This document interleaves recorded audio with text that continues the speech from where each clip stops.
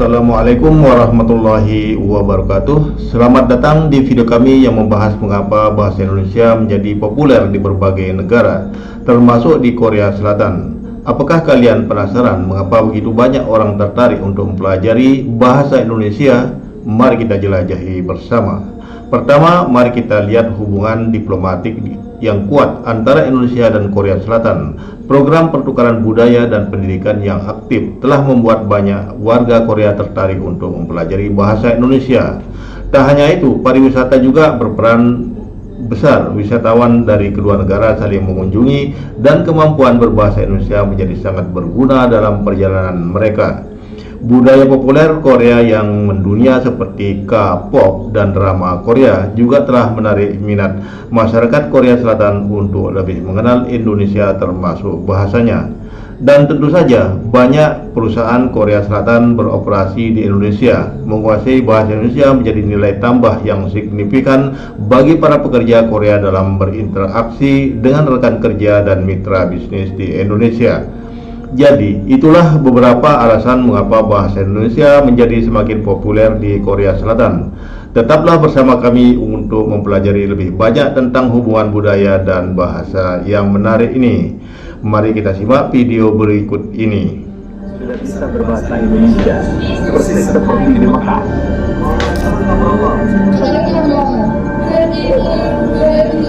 Ini rumah Arab zaman dulu. Ini gudang makanan. Gudang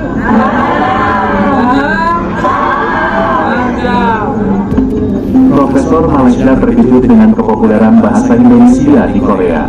Beberapa profesor terkemuka di Malaysia memiliki pandangan berbeda tentang bahasa Indonesia. Banyak daripada mereka sepakat jika bahasa Indonesia sama dengan bahasa Melayu yang memiliki jumlah penutur yang sangat banyak di dunia. Namun di sisi lain, sebagian dari profesor tersebut memiliki pandangan yang lebih realistis. Mereka mengakui jika yang mendunia itu adalah bahasa Indonesia, bukan bahasa Melayu Malaysia. Itu dikarenakan bahasa Melayu adalah bahasa daerah di Indonesia, sedangkan bahasa Indonesia telah berkembang pesat dan memiliki pengaruh yang lebih luas. Saya lagi di Seoul, Korea, di satu jalan di mana banyak sekali terdapat makanan, berbagai macam makanan. Yang menarik di sini adalah sebagian besar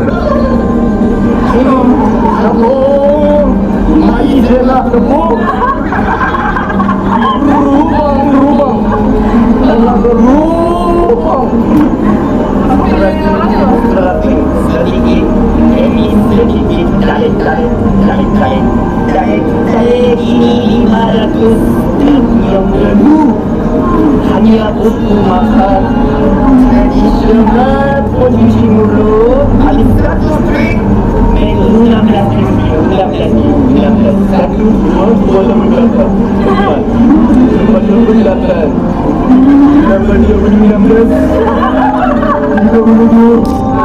Selamat datang di Museum Al-Amudi. Ini sumur air Arab zaman dulu, sumur seperti ini. Atas ini rumah Arab zaman dulu. Ini gudang makanan. Gudang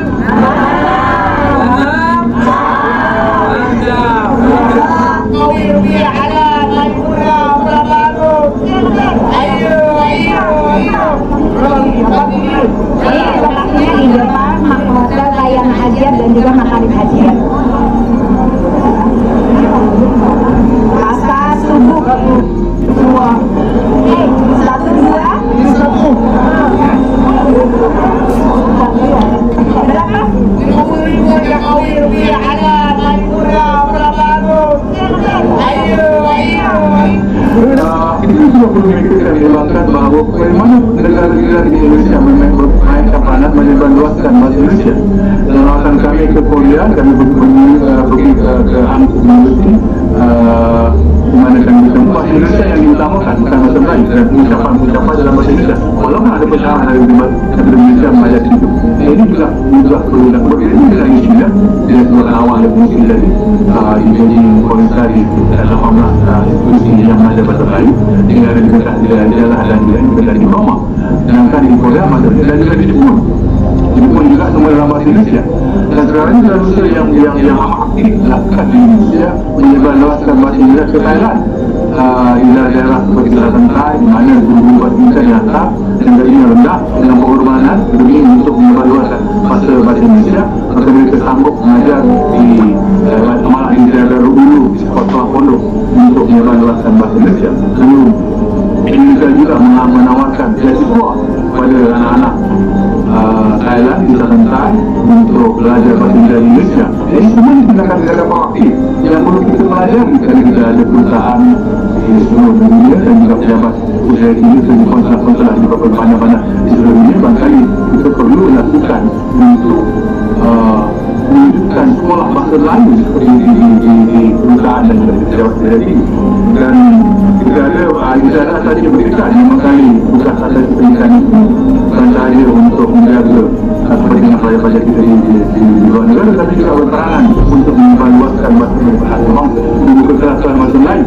Dan mengkali ada guru bahasa Melayu di antara mungkin kita dapat memberikan peranan meningkatkan pelaksanaan bahasa Melayu ke depan. Dan ini saya di pengalaman kami di Madagaskar mendapati amat proaktifnya satu perusahaan besar di Indonesia di Madagaskar di Antananarivo dengan memperkenalkan bahasa Indonesia di kalangan Sarawak Madagaskar.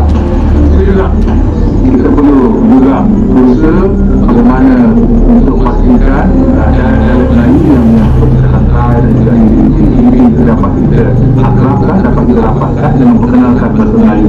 Kerana kalau kita memperkenalkan budaya Melayu, mungkin kita boleh lakukan ini. Seandainya kita berjaya menemukan satu jenis khas atau digunakan perusahaan, digunakan pejabat tinggi. Lalu semua tindakan-tindakan yang memerlukan izin dan kebudayaan, keseluruhan dan pendukung pemerintah. Seandainya pemerintah sepele tidak mahu serius, maka dengan sendirinya kita jangan bawa lah bahasa Melayu itu. Apatah lagi apabila sekarang ini apabila di negara kita bila PPSMI dilaksanakan, ILP dilaksanakan, orang sudah mula mengalami bahasa Melayu. Orang sudah tidak menghormati bahasa Melayu, orang merasa supaya bahasa-bahasa kaum lain diangkat juga sama-sama dengan bahasa bangsa. Ini semua perlu kita fikirkan bagaimana secara psikologisnya negara kita satu sudut pemerintah mungkin pemerintah tidak menghormati bahasa Melayu, bersama dengan tidak sudah lain juga bila ada kenyataan ada usaha mana remeh bahasa Melayu bahasa bahasa itu maka orang lain juga menganggap bahasa Melayu tidak penting, orang Melayu tidak menghormati bahasa Melayu. Ini juga perlu dipikirkan di sini bagaimana kita dapat mengatasi masalah psikologi di negara kita ini yang boleh menyebabkan kebutuhan. Itu saya pandang awal. Dulu kita perlukan orang yang cerdik yang tahu teknologi yang dapat menerjemah seluruh alasan bangsa dalam bentuk yang paling mudah, dalam capaian yang paling mudah dari segi ini dari kita terus. Itu harapan saya. Dan kita juga memerlukan pemimpin yang tinggi bahawa sebaik kita perlu pemimpin yang meningkat. Pemimpin yang juga mempunyai keyakinan terhadap dirinya dan keyakinan terhadap bangsa. Kalau dia tidak yakin dengan bahasanya, dia banyak memperluaskan sekolah swasta, memperluaskan sekolah berbangsa, dan dirinya dia menghina diri bahasa. Jadi kita perlukan pemimpin yang mempunyai harga diri dan keyakinan yang kuat untuk membangunkan sebuah peradaban Indonesia yang baru yang ada. Bahasa Indonesia terkenal di beberapa negara karena berbagai alasan, termasuk yang pertama sejarah dan budaya. Indonesia memiliki pengaruh sejarah yang signifikan di kawasan Asia Tenggara dan bahasa Indonesia sering digunakan dalam konteks sejarah dan budaya di negara-negara tetangga.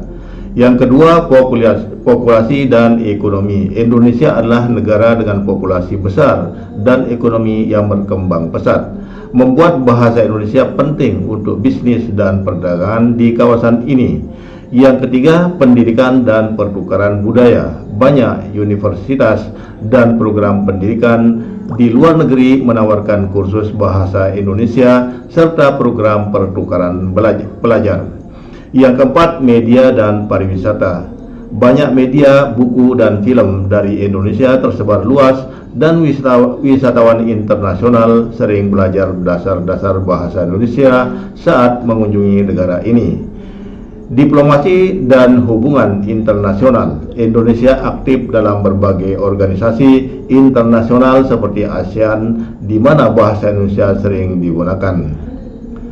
Bahasa Indonesia menjadi alat komunikasi penting di kawasan ini dan menarik minat orang dari berbagai negara untuk belajar dan menggunakan bahasa ini. Lalu, bahasa Indonesia memiliki daya tarik tersendiri di Korea Selatan dan disebabkan berbagai faktor. Yang pertama, hubungan diplomatik. Indonesia dan Korea Selatan memiliki hubungan diplomatik yang kuat. Program pertukaran budaya dan pendidikan sering diadakan, menarik minat orang Korea Selatan untuk mempelajari bahasa Indonesia. Kedua, pariwisata. Korea Selatan menjadi salah satu tujuan favorit wisatawan Indonesia, begitu juga sebaliknya. Banyak warga Korea Selatan yang ingin memahami bahasa Indonesia untuk mempermudah komunikasi saat berkunjung. Yang ketiga, budaya populer. Pengaruh budaya populer Korea Selatan di Indonesia seperti K-pop dan drama Korea juga mempengaruhi minat orang Korea untuk belajar lebih banyak tentang Indonesia, termasuk bahasanya. Yang keempat, bisnis dan ekonomi. Banyak perusahaan Korea Selatan beroperasi di Indonesia. Mengetahui bahasa Indonesia menjadi nilai tambah bagi pekerja Korea dalam berinteraksi dengan rekan kerja dan mitra bisnis di Indonesia. Faktor-faktor ini membuat bahasa Indonesia populer dan diminati di Korea Selatan. Terima kasih telah menonton video ini. Kami harap kalian menikmati perjalanan mengeksplorasi bagaimana bahasa Indonesia mendapat popularitas di berbagai negara, khususnya di Korea Selatan. Dari hubungan diplomatik yang erat, pariwisata yang terus berkembang, pengaruh budaya populer hingga kemitraan bisnis yang kuat, semua faktor ini menunjukkan betapa kuatnya ikatan antara kedua negara kita. Jangan lupa untuk meninggalkan komentar di bawah ini, berbagi pengalaman kalian, dan tentunya jika kalian suka dengan video ini, tekan tombol like dan subscribe agar tidak ketinggalan video menarik lainnya. Sampai jumpa di video berikutnya. Tetap semangat belajar dan jangan pernah berhenti mengeksplorasi dunia.